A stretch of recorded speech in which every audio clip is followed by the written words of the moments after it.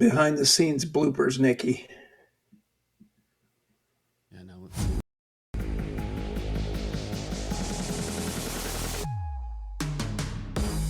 And now, here's your host of Shaping Success, Wes Tankersley. What is up, everyone? Welcome to Shaping Success. We are back. Thank you for the heart, Pizza J. Appreciate it. We are back in the saddle, it seems like, although I'm like sitting over here trying to look through things. Last week we had a little technical difficulty, so we didn't get it over on YouTube. I did post it up on YouTube. It just doesn't look like it normally did, which is what it is. But oh, I did freeze for a second. What the hell is going on here? Oh, well, who cares? We're on TikTok. Yep, you did. We're on TikTok. Cool. So, anyway, sometimes there's a little bit of internet connection. There's a little bit of issues that we run into, which is technical. And it was funny how Robert this morning is like, yeah, I don't expect much. And we don't expect much. That's just kind of the way it is. Sometimes those technical difficulties cause problems. And part of the thing that I just did when that started to happen was I realized it goes back and forth. Mr. Musk's Starlink works sporadically. A hardwired connection's always been better, but for some reason it likes a Wi-Fi connection, and I've got the modem sitting right there. So anyway, Robert, what's going on, man? Good morning. Man, it's a beautiful day. I was having a great conversation with an amazing lady last night who was kind of helping me through something because my life has went off script, right? It isn't doing exactly what I wanted it to do. And so I laughed because, the 7-time Super Bowl champion Tom Brady got a chance to be a broadcaster for this time for the weekend, right? And I think it was the New York Times said he's not a Super Bowl broadcaster yet, right? His first time out, right? They're expecting him to be a Super Bowl quality broadcaster, right? Yet. And it's just that, and they said he did really well when he went off script, right? And I went, yeah. And it's funny because we talk about that in life. What you've got plans, right? And the joke is if you want to hear God laugh, tell me your plans, right? Mm-hmm. We all have plans, but life seems to go off script. And if it goes off script in one or two things, you're kind of okay, right? But when it goes like Crazy Ivan, it's off on every. That's when you start going, I'm not in love with this chapter, right? Yeah. And so that's what you're trying to do. And I was thinking about him as he was trying to, gosh, what do you do when you put a mic in front of you, which I don't like? Mm-hmm. Put a mic in front of you and 50 million people are watching, right? And they're critiquing everything you say, right? They're critiquing your hair. Or they're critiquing, I mean, come on, man. You know how people are. He's going to get critiqued on everything he does no matter what, which I think is stupid because if you think that he did shitty this week, just wait till next week. And I didn't watch it, and I don't know what he was doing, but I can tell you one thing: that guy does not accept anything but perfection. So it may be something that takes a little while, but it may not be. I kind of wonder, like I haven't watched NFL football since the Super Bowl, and I don't plan on watching any probably until the Super Bowl. But what I find funny about it is that you think I guess the last time I heard about it was like when Tony Romo became a broadcaster. Supposedly he was really good, but then I think I heard last year that he was crappy. Like they don't like him again. So I don't know. I mean, it's like, do you think that those people sit there before they decide they're going to do it and practice forever? Even though the first time is going to be nerve wracking. What's up, Carl? Yeah, and what the whole point of having Brady or Romo in there is real simple. They have a knowledge of the game behind the scenes. They know how the sausage is made, and they can talk about that, right? Yep. And that's what Romo was really good about. Romo was saying, oh my gosh, look at the defense. Okay, the tight end's going to be open in the flat. Yep. I know what they're running. It literally would look at him, and he was right. He knew exactly what they're running, and he knew exactly what would be open. Because if you're a student of life or student of a game, right? The difference between life and a game is simple. And this is why game theory is a bunch of hooey. Because a game has rules and parameters, and they're fairly well set, right? Yep. Life doesn't. When you go off script in life, you can go way the hell off script in life, right? There's these rules and stuff in games and limitations. In life, there isn't any. Yeah. It can just absolutely flip upside down. Mm-hmm. And I think about people like in the Ukraine, for example, right? Life was one way one day, and then the next, you were being shelled. Right. So exactly how do you go off script when somebody has artillery inbound, right? So I mean, this is the way life is constructed, and we try to make games and try to make them interesting and create drama and all this kind of stuff. But the reality is, games have finite rules. Right. Yes, referees make mistake and all that kind of stuff, but it's still within a given constraint. Life is not that way. So you kind of have to show up. And even I think so much about all the times that I've kind of been in life or death situations, there were still defined rules like aerodynamics, right? How fast you fall, all these kind of things are all still within these parameters, right? And life is acceptable to the point where I know how to fix it. I can practice for anomalies, right? Right. If I'm parachute jumping, there's only so many malfunctions that can happen, right? From bird strike to, and there's ways around them. Life's not that way. Yeah. Life has an infinite number of opportunities for you to throw curves at you, right? And you can't actually practice for anomalies. You can't say, hey, when I get, like, for example, if you got to go from point A to B with your car and you've got traffic or whatever, there's all kinds of ways you can kind of get around it, right? But there's certain places that you're going that there are no options, right? You've got to go down Route 6 or whatever the heck it is, right? That's it. That's all you've got. And so you've got to, deal with whatever traffic or something. But imagine when you're in a city and you've got infinite number of opportunities to get from point A to point B that you could route around. Life is kind of like that. You don't know how many infinite opportunities. And here's the thing. If it's just about you going from point A to point B, you're only billiard balling, so to speak, like a game of pool off of the people that are on the street. But life, theoretically, you can billiard ball off of 8 billion people. Yeah. That's a lot of difference, a lot of opportunity for strangeness, if lack of a better word. Yeah, I'm thinking as you're talking about it, I'm thinking about like trying to tie this into something else that I made a post about yesterday.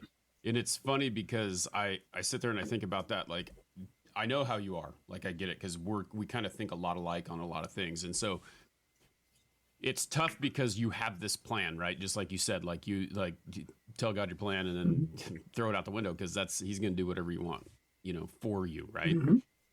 And so the problem is that you and I like to have control of the situation. And the reason we like to have control is because we've tried to take out all those variables and make it so that it is what we need it to be. However, just because you take them out of your mind doesn't mean that they're not going to be there because you can only control you. So you can control all these things that have these variables like a math problem, right? There's a couple ways to answer it, but there's only one right answer. And so to get there, you try to find the most efficient way for yourself. And it's funny when people they throw that wrench in there and you look at it a couple different ways. Number one, you look at it like, I hate this. It's uncomfortable. I don't like it, right? But then that uncomfortable thing has made it so that you had to figure out another way to do it, which also gave you a way to be better at your craft, if that makes sense. No, that's exactly correct. And we all realize that the uncomfortableness is growth. Yep. The pain is a lot of times growth. And that's very difficult because what I guess we try to do is we try to decide when we're going to have the pain, right? Mm-hmm. We're going to decide that you want to, upset one apple cart in your life. And you inadvertently upset every apple cart in your life. So you're trying to figure out how to deal with all those. And it's not that you're unhappy, like depressed or something. It's just you're frustrated because you're like, okay, what do I need to add to this equation to make this work? It's like your coffee in the morning, right? Yep. It's really weird. I moved places and I moved 100 miles, but the water quality has changed. Mm-hmm. And so my coffee has changed its taste. Right. Because of the water. So now I'm like, that's not as good as it used to be. Okay. So, because I have two or three different choices of these Italian coffees. Right. And so the bold actually tastes better now here than the other one does. And so you kind of laugh after a while because you just got to keep adjusting, right? Yep.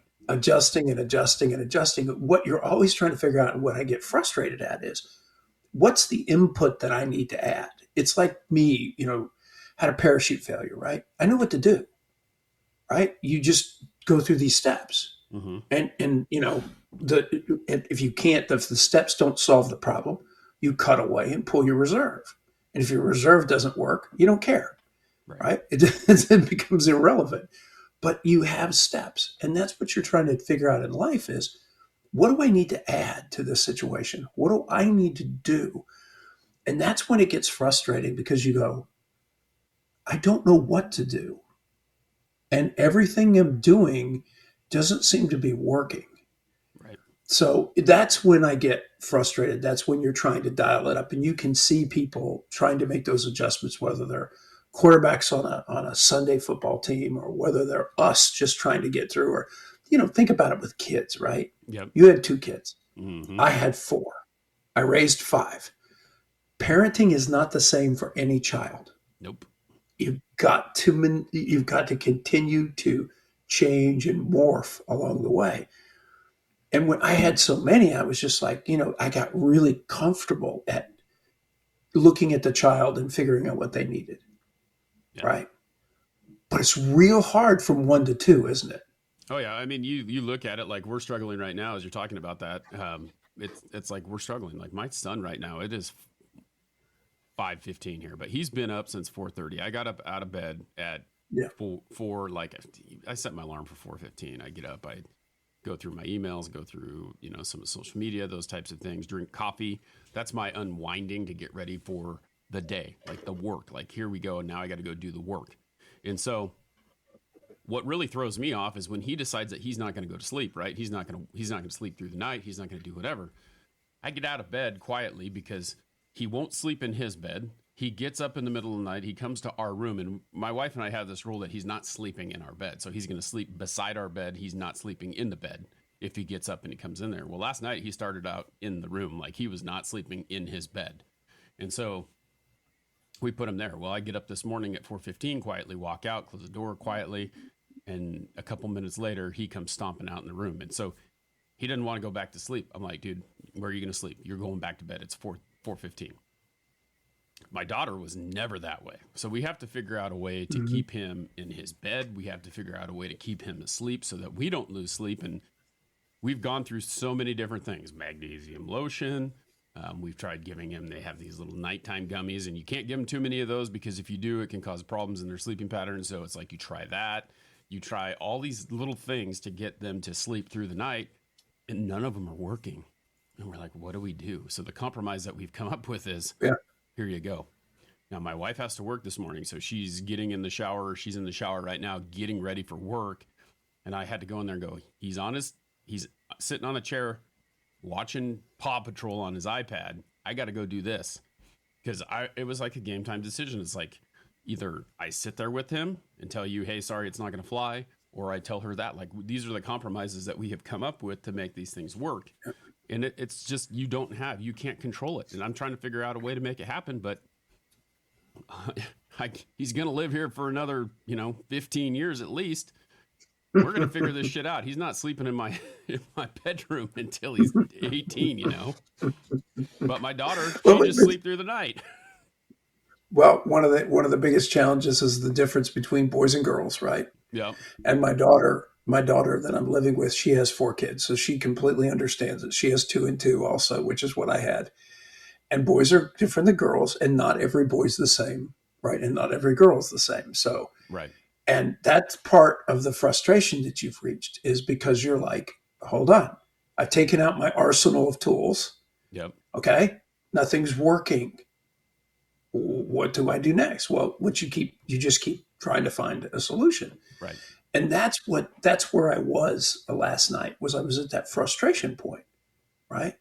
And I told my friend, she said something, and she was very sweet. And she said, and I said, I'm struggling a bit. And she said, what is it? I said, I don't know. I'm not doing things that I want to.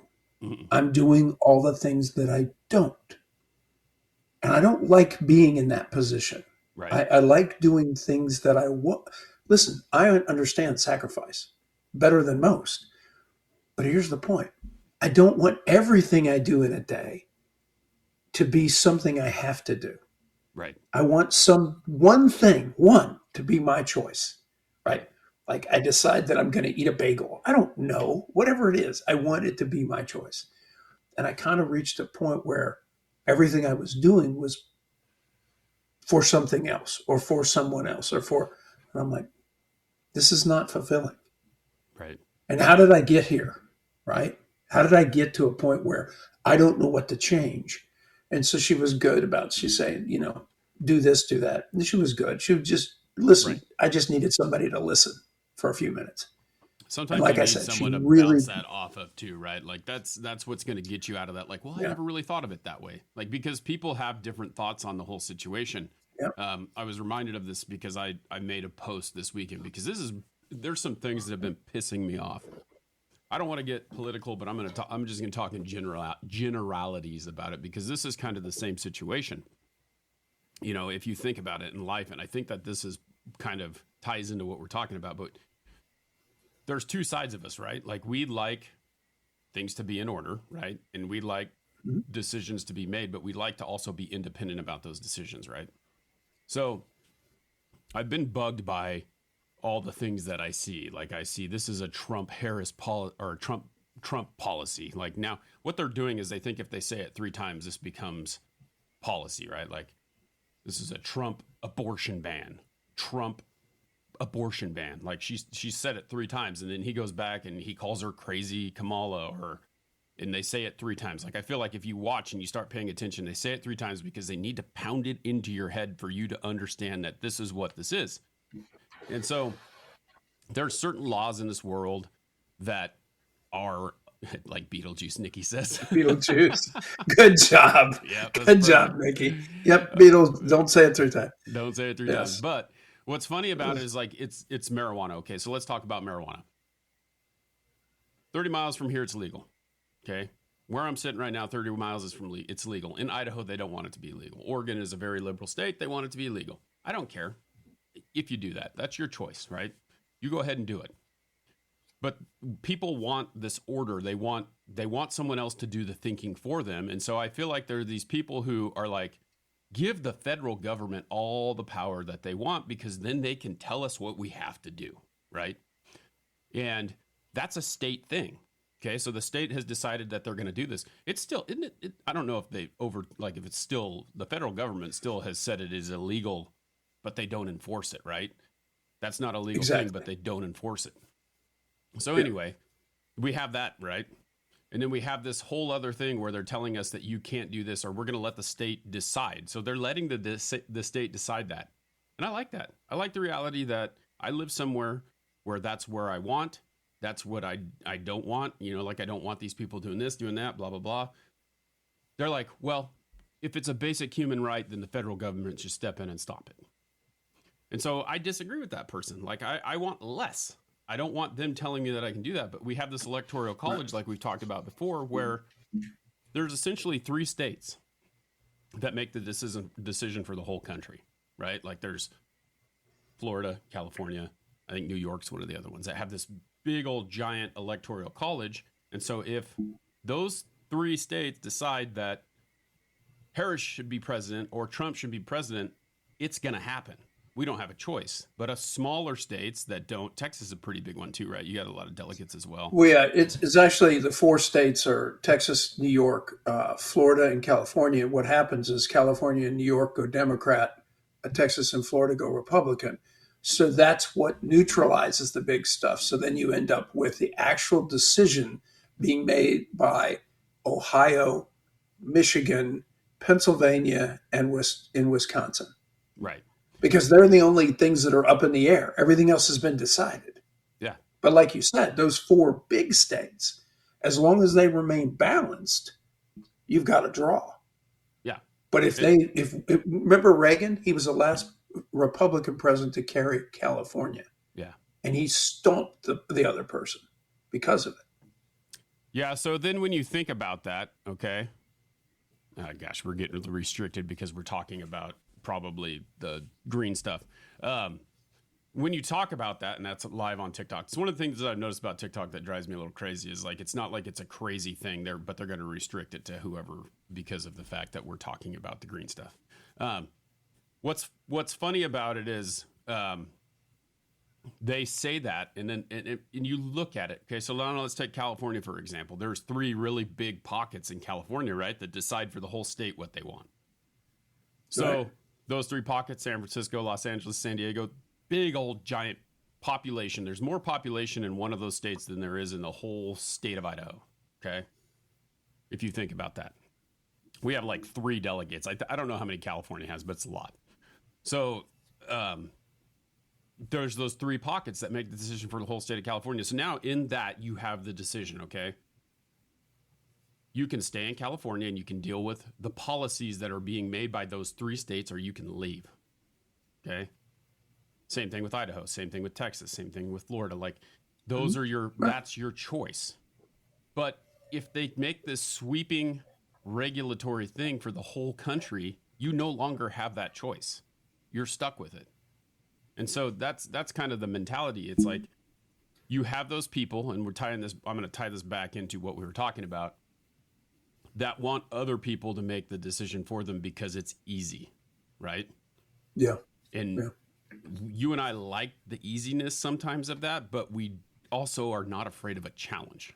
So you're being challenged right now, and you're okay with it. You don't like it. It's uncomfortable, but you're able to push through that. And so we have to, if you're going to be good at anything that you do, you have to go through some of that shittiness to get the goodness, right? Yeah. And that's one of the things last night with talking to her was I really just needed to hear my own voice say what my problems were or what my challenges were. And so once I said them, I went, okay, that's not horrible. I can, let me deal with it a different way, right? It's me just beginning to understand, because what I did was I let my frustration cloud my judgment, because basically because the feedback mechanism that I was getting was always the same thing. It was, frustration, frustration, frustration. And in better terms, failure, failure, failure, failure, failure, failure. And you're like, yes, I know how this works. I probably bit off more than I could chew, in the sense that I decided to do a bunch of areas and a bunch of change at one time. And that's hard, because now you're seeing lots of failure. It's not like you say, well, listen, I just want to take sugar out of my diet. Come on, that's one simple ass thing. It's no big deal, right? But when you try to do that and you move your locations, you change your university, you change it, you're like, wow, everything's changing. So sometimes life just deals you those kind of cards. You go off script, right? And you say, okay, it's like off-roading, right? We're going off-roading. There isn't a path here. We got to figure out a way to begin to cope and keep the mindset of being positive and proactive. I wasn't negative. I just felt off. And that's the problem. Yeah, but the great thing about it, though, is like you recognize that and you figured out a way to make that happen. I mean, something as simple as fixing the wall behind me. I did that this weekend. I posted about it on a couple different platforms. I did it this weekend. Well, you know what was holding me back from doing it? Is that my wife is working on a day that I could do it, but I can't, because I have 2 kids sitting in there that I got to actually keep an eye on as well. And I'm like, you know what? I'm just going to do it. We'll see how it goes. And next thing I know, I've got my 2-year-old knocking on the door. Where you at? So he's in here with me. I figured out a way to make it work.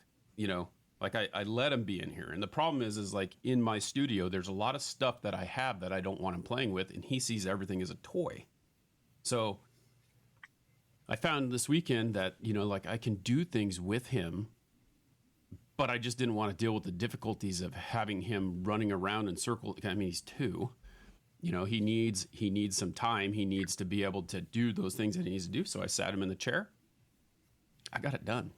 So it kind of. I saw the picture of him in the room. Yeah, he's sitting right there. He's getting ready to go, and that's why I left that in there to remind myself that like I can do stuff with him. I can figure it out, and I have a lot of stuff that I need to get done that I can't. I feel like sometimes I can't do with him, but I got a lot of stuff that's not going to get done if I think that way.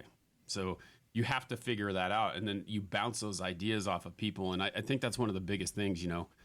You have to get out of your comfort zone. Sometimes you don't want to talk to other people about it, because here you are, and this is how I was in the beginning, and a lot was like, here I am preaching to people that you should have a positive mindset. But then when I get upset, I will, like, when my mindset goes negative, then I'd stop talking. I'd be like, you know what? I can't do this. Like, it's not. And the reality is that we all get in a negative headspace. And that's just the thing. And that's what I said to her when I sent her a text. It was, I'm struggling. Yeah, it happens to me too, is what I said in the text. Because there are points when I feel like I run into a wall and I go, okay, that's the third time I've ran into the same wall. This isn't working. Let me stop for a second and recalibrate, right? Or in this case, my life is going off script. I got to write a new script. Somebody give me a pen, right? I need to do something different. Yeah, and you know what's really cool for the audience to see, the Mental House podcast over on YouTube. He says, put them to work. That's what and that's kind of what it is. It's figuring out a way to make them work, but we have to find that workaround, and it may not always be the workaround that we want, because we want it to be one way, and we have that parameter of what we set on ourselves. But it is what it is. Yesterday, I read. I always say I read. Just know when I say I read a book, I'm listening to it, with the exception of yours, because it's not audiobook yet. So I'm working on it. I read those chapters every single day, or every right before, so that it's fresh in my mind about what we're talking about. But I was listening to the All In podcast. If you guys haven't listened to it, it's a great podcast with like 4 or 5 guys who have very differing opinions. Sometimes gets political. They have RFK on. They've had Trump on. They've invited Harris, but she didn't want to hop on there. They talk about a lot of things, and they were talking about this book called The 5 Dysfunctions of a Team. I listened to that whole book yesterday while I was working on my yard. I usually listen about 1.2, 1.5 speed. It's a little bit faster because sometimes they're just sitting there reading in this very low voice. And I started to realize that there are certain things that, with this 5 dysfunctions of a team, because I think of where I work as a team, there are some very dysfunctional things that go on in my workplace.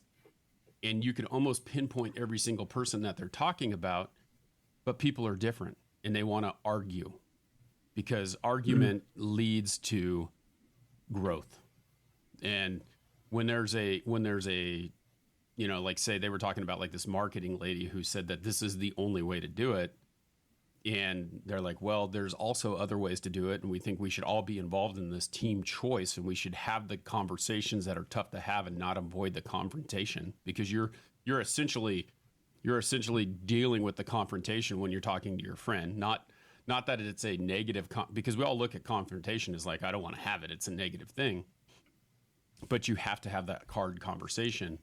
Sometimes you have to listen to what other people say, and it may not be the best thing to see it the way that someone else has it, but you may find out that, maybe you're wrong.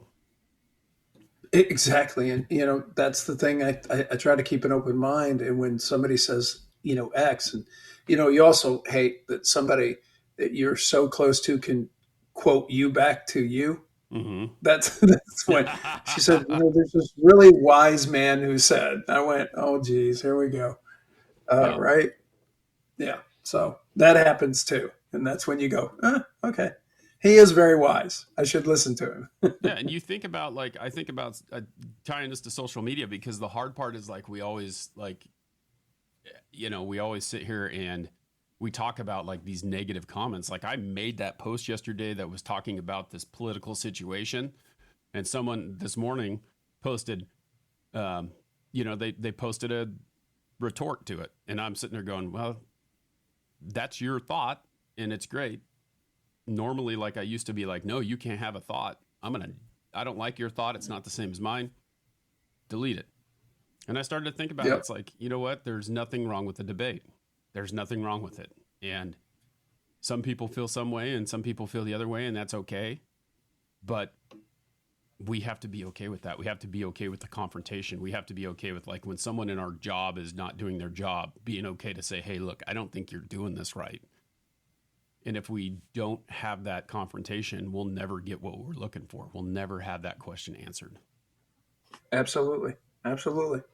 So, well, great session. Appreciate you. great conversation. I appreciate y'all being here. We got restricted because we talked about the green broccoli. If you want to, make sure you go watch it on YouTube. The whole thing is there. They didn't restrict us there. But you can listen to it on Apple Podcasts. Please make sure that you like, share, and review. We appreciate you being here. You can subscribe anywhere you want. You can subscribe right here on TikTok if you want. But we do this 2 days a week. We will be going through Robert's book next time, Ars Victorious, if you haven't checked it out. Get your copy. We're almost done with it, but you can revisit all the sessions and work through the book with us on the platform. So thanks for hanging out with us. Take care.